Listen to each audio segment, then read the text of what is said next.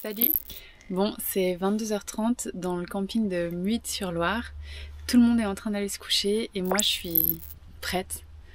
Je suis prête pour ma plus grande course d'ultra. Je pars sur la Nomadian Rapsobike.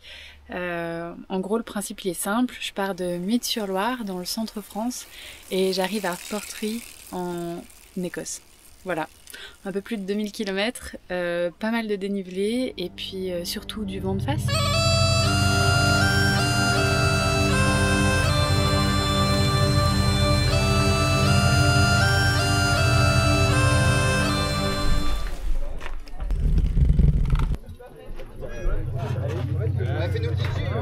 Ah, demain matin en fait. En quelques jours. Allez, 5, 4, 3, 2, 1, allez go!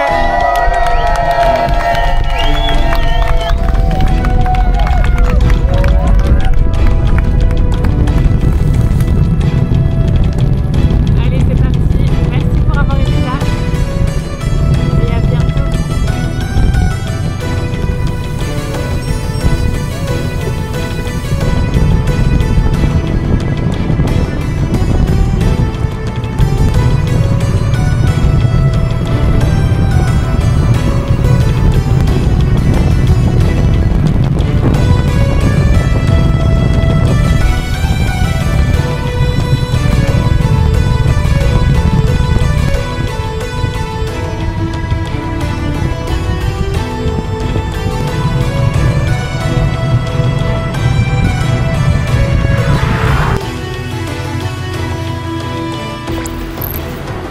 Bon bah voilà, c'est 7h40, on a parcouru 170 km et il en reste 170 et il en reste 94 avant Caen.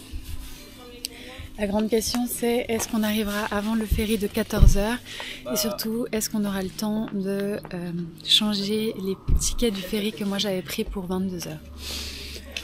Donc voilà, là je suis frigorifiée, on vient de s'arrêter, il y avait une boulangerie et puis là on va repartir.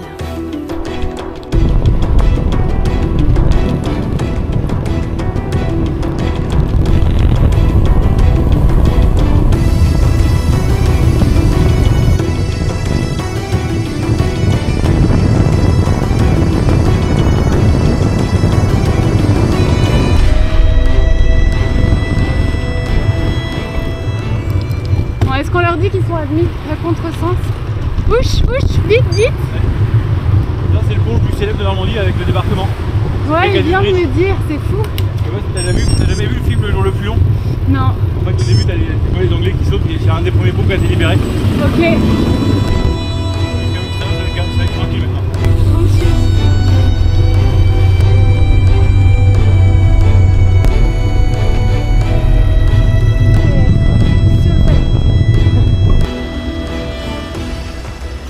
Et voilà, c'est 12h53, donc on est à l'heure pour le ferry de 14h.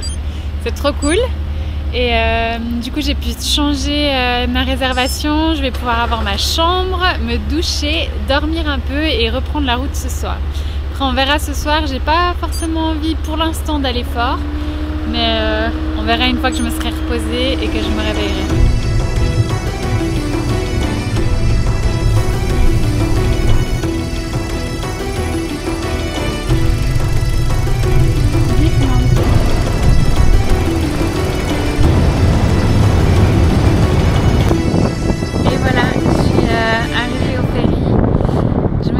Déjà douché, j'ai lavé mes habits et puis là on a démarré. J'ai déjà pris un médicament contre la nausée, c'est déjà vraiment assez compliqué.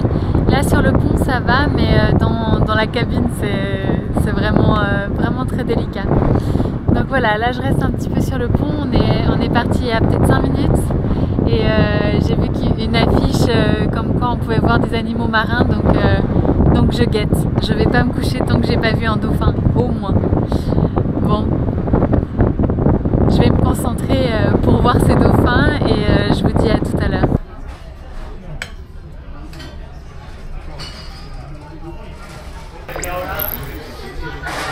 Voilà, j'ai dormi pas très longtemps, je dirais peut-être 2 heures. Trop difficile avec les vagues, les gens qui parlent et tout ça.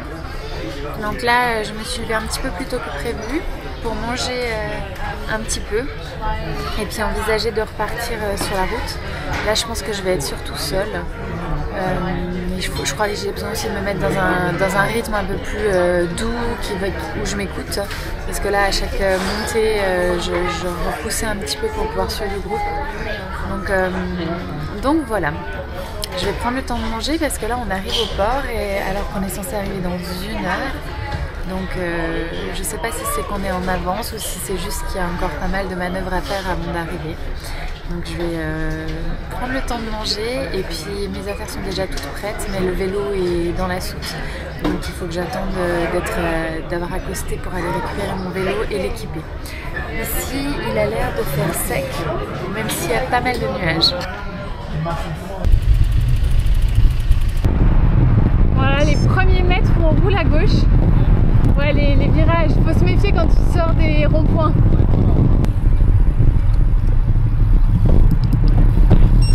Moi je pense à gauche-gauche. Ou bien. Oh waouh! Là j'aurais fini sur l'autoroute moi.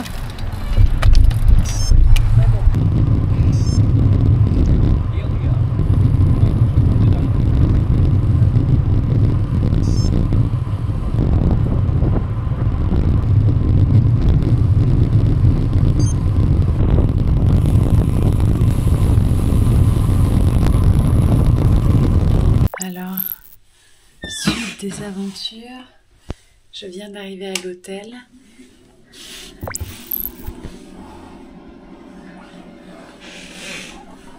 Dommage que j'ai pas le temps de me prendre un bain, mais voilà, une belle chambre. Je savais pas trop ce que je voulais faire.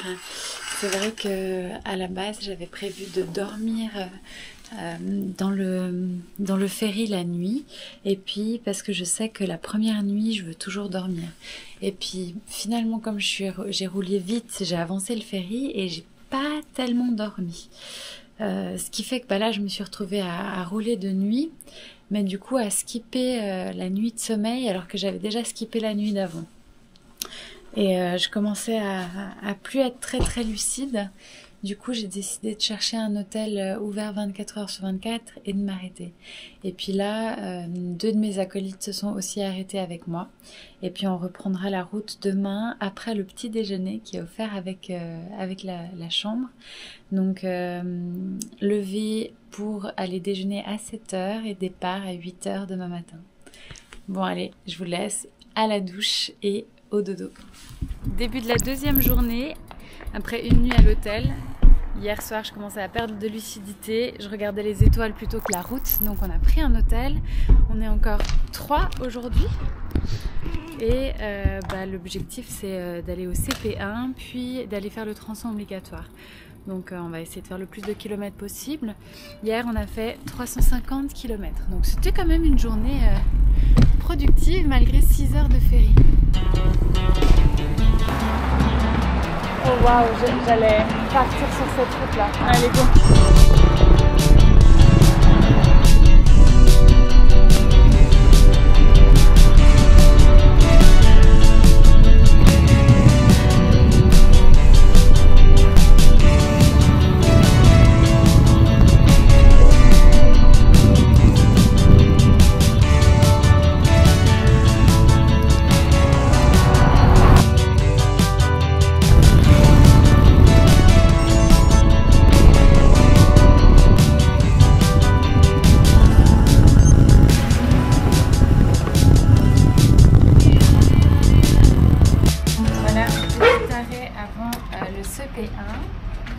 De quoi acheter du sucre. Ça c'est le meilleur.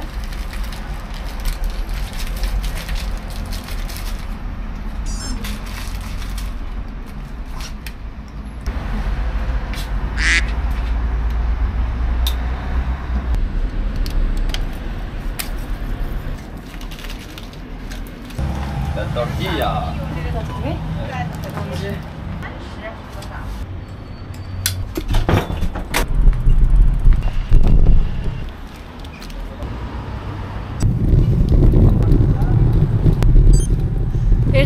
engagé la route. Et voilà, je me suis bien ravitaillée. J'ai une bouteille de sucre de chaque côté, de l'eau plein le dos. Et comme ça, je vais pas faire de coups de bambou comme ils ont dit. J'ai plus trop envie de manger des bars. J'ai déjà des aftes sur la langue. Et j'ai acheté un sandwich surtout qui est dans le sac à dos. Et mes acolytes se demandent pourquoi je parle toute seule. Je vois qu'ils me regardent. Bon, alors j'ai été surprise par contre par le respect des Anglais. On m'avait dépeint mon profil un peu angoissant quand même. De me dire qu'ils étaient très nerveux en voiture. Mais en fait ils nous dépassent comme en Espagne. Ils traversent la ligne du milieu pour nous dépasser. Du coup pas une seule fois je me suis sentie en danger depuis qu'on est arrivé en Angleterre. Je dis pas depuis le départ parce qu'alors en France, quelqu'un qui nous a vraiment frôlé volontairement je pense. J'ai eu très très peur. Donc voilà, là je suis contente d'être en Angleterre. Il nous reste quelque chose comme 40 kg jusqu'au CP, mais ça n'arrête pas de monter. Sinon on roule bien. J'ai des douleurs aux genoux aujourd'hui et j'ai mes règles depuis hier. Donc c'est vraiment pas le meilleur combo pour s'engager dans un ultra. Mais ça va le faire.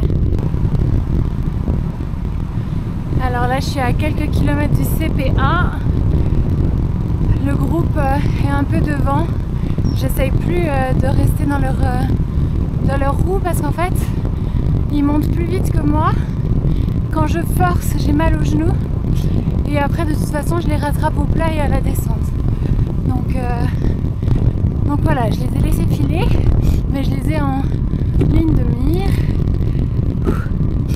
Et puis je crois que j'adore rouler en groupe mais j'ai vraiment toujours cette appréhension parce que on n'a jamais les mêmes stratégies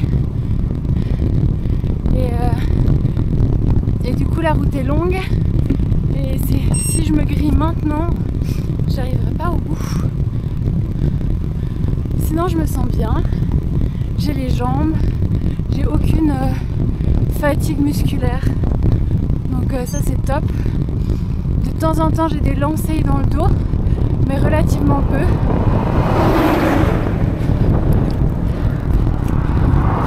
Donc voilà, pour l'instant ça va bien. Par contre alors il y a la tempête qui se lève. On est un peu secoué. Mais là en Angleterre il y a des buissons de chaque côté de la route. Donc malgré tout on est bien à l'abri.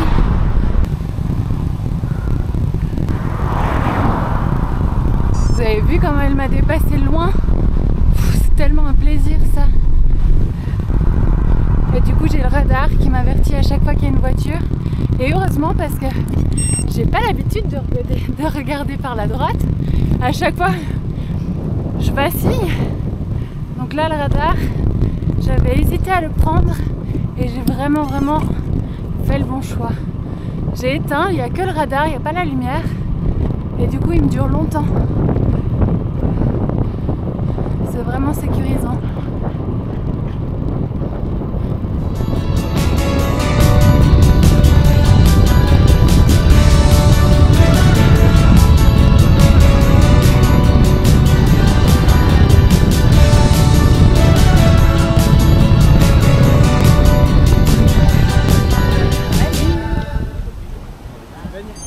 To the vein.